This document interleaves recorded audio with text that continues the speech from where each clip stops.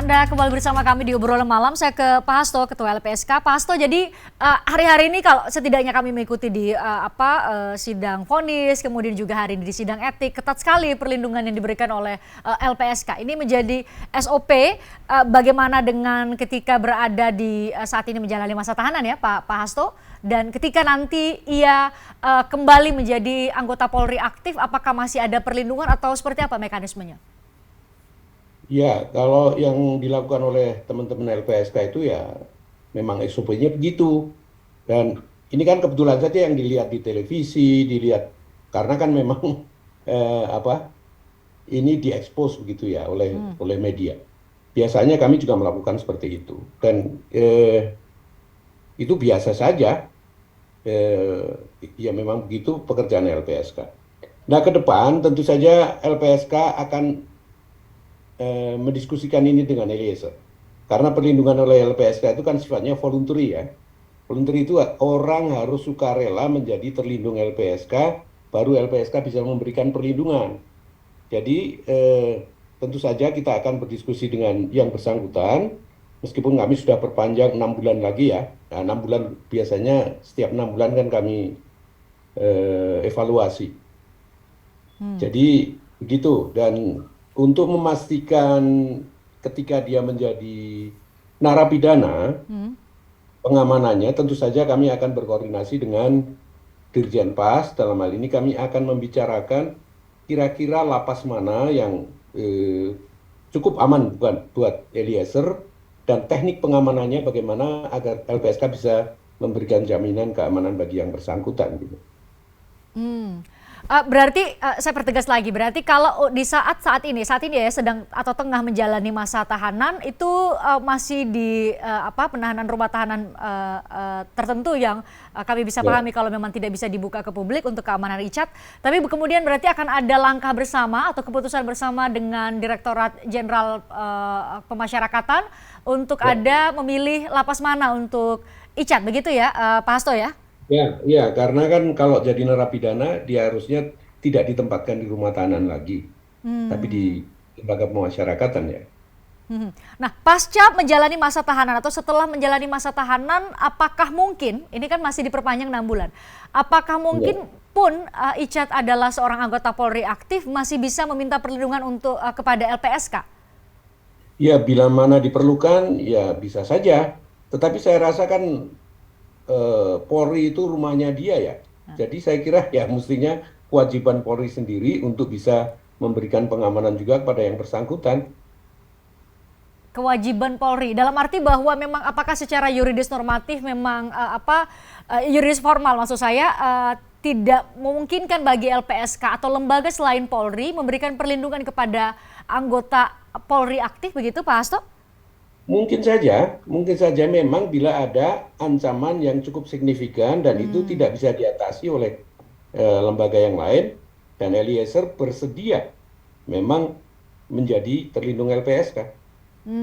Oke, jika ada request dari Eliezer, kemudian ada koordinasi dengan Polri sendiri, maka LPSK secara aturan memang masih bisa atau dibolehkan ya Pak Hasto ya untuk Ya, masuk. ya, tapi paling tidak kan LPSK masih akan memberikan perlindungan sampai masa tahanan dia, dia sebagai narapidana itu selesai dijalani.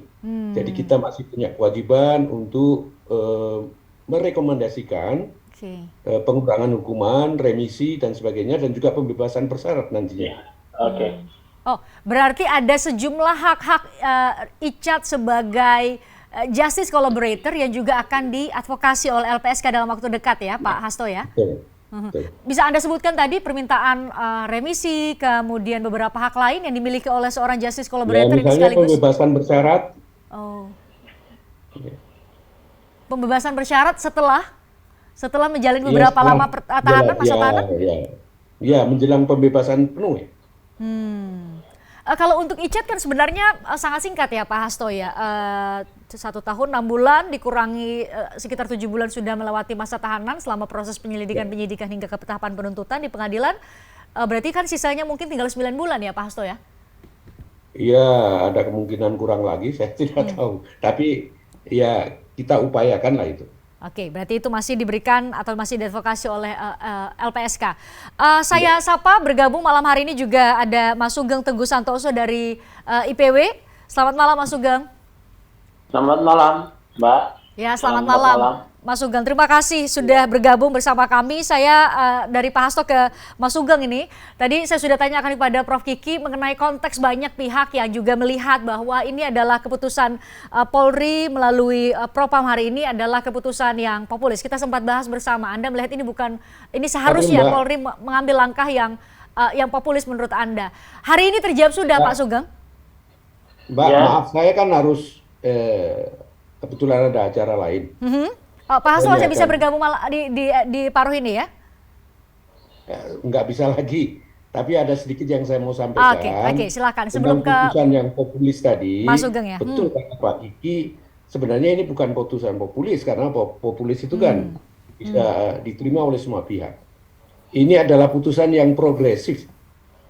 Sejak dari hakim memutuskan, ini adalah putusan yang progresif yang kemudian diikuti oleh sidang etik yang juga memberikan putusan yang menurut saya progresif.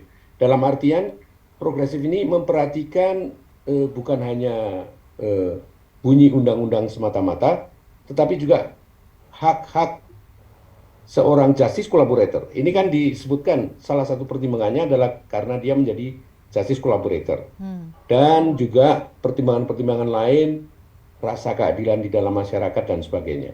Dan ini saya kira satu langkah yang progresif yang patut kita apresiasi, baik itu hakim, jaksa yang kemudian tidak mengajukan banding, dan juga kepolisian ini. Oke, itu yang mau Anda sampaikan ya Pak Hasto ya?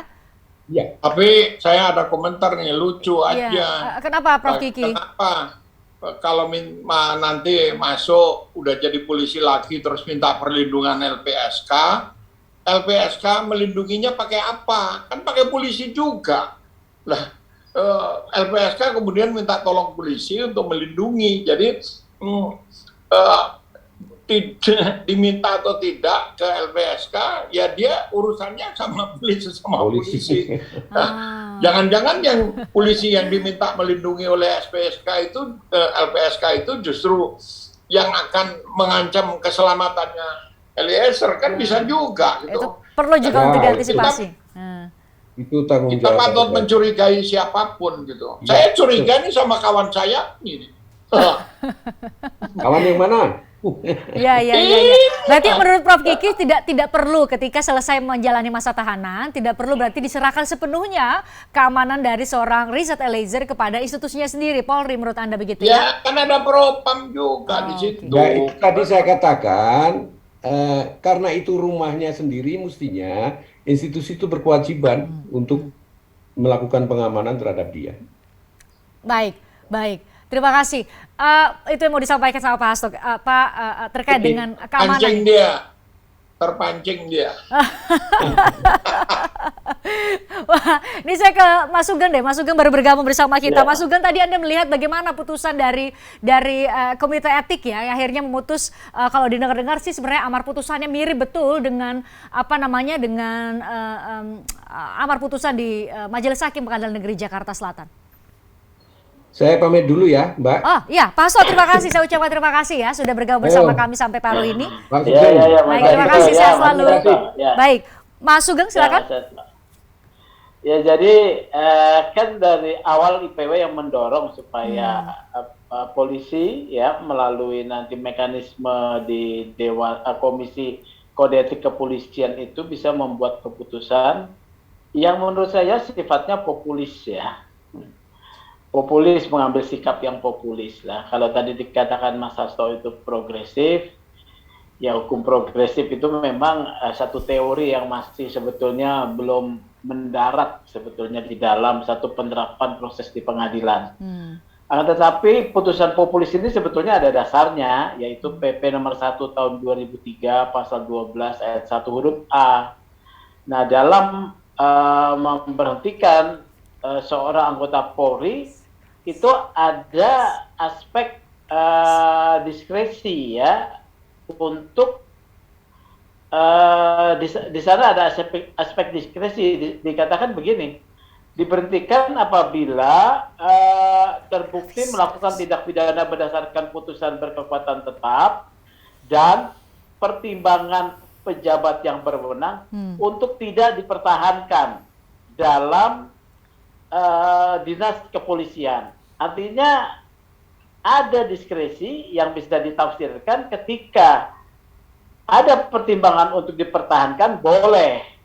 Nah, pertimbangan untuk dipertahankan itu ya tadi yang disampaikan, ada GC, ada kemudian suara publik ya. Jadi seperti itu menurut saya ada dasarnya. Dan juga saya katakan melalui mekanisme kode etik lah pintu bagi Eliezer untuk bisa tetap berdinas. Tetapi tetap dihukum dengan hukuman administratif dan juga hukuman etik. Hukuman administratifnya ya demosi kan 1 tahun itu. Jadi ya sudah seperti yang IPW prediksi gitu, Mbak. Anda ingin mengatakan bahwa sanksi yang diberikan oleh Majelis Etik hari ini sudah sepadan, sesuai porsinya dari kadar kesalahan, kadar kontribusi seorang Richard Eliezer dalam kasus ini, Pak Mas Sugeng? Kita tidak sedang membicarakan kadar kesalahan. Kita sedang putusan tersebut tidak berbicara terkait dengan kadar kesalahan. Putusan tersebut sedang berbicara kadar pelanggaran. Polri enggak juga. Kalau pelanggarannya itu pidana itu, ya. Pidana kalau kadar pelanggarannya PTDH. Kita sedang membicarakan putusan ketika Polri mengambil sikap populis ya. Mengambil sikap berpihak pada suara rakyat. Perhatikan ya. Yang menarik itu sebetulnya kejaksaan. Kejaksaan ketika menuntut Eliezer 12 tahun itu sudah tepat menurut saya walaupun tidak adil ya. Nah, dia dalam argumentasi menuntut 12 tahun itu GC ditolak ya. Tetapi ketika diputus dengan 1,5 tahun, jaksa menerima putusan tersebut. Nah, ini jaksa akhirnya mengambil juga sikap populis ya. Sikap populis dengan tidak banding ya. Iya, tidak banding. Artinya mundur dari sikapnya yang awal gitu ya, mundur dari sikapnya yang awal. Seperti itu. Baik, kita harus jeda. Usai jeda ini pas kali saya tanya ke Prof. Kiki dan Mas Sugeng. Kita bicara mengenai ada momentum kasus seorang Richard Eliezer. Dalam hal ini memang rentetannya ada dengan para terdakwa lain yang tengah mengajukan upaya hukum lanjutan. Tapi saya ingin membahas mengenai ini menjadi momentum untuk bersih-bersih Polri. Untuk tadi ada istilah dari Pak Beni dan Bu Pungki yang saya temui di Mabes Polri. Reformasi kultural di tubuh Polri. Kita bahas setelah itu ya, setelah jeda ya, Prof. Kiki dan Mas Sugeng. Sesaat lagi di obrolan malam. Tertarik dengan diskusi saya dengan para narasumber? Saksikan obrolan malam dengan topik-topik menarik lainnya. Jangan lupa subscribe ya channel YouTube Berita 1. Like, komen, dan share video ini ya. Terima kasih.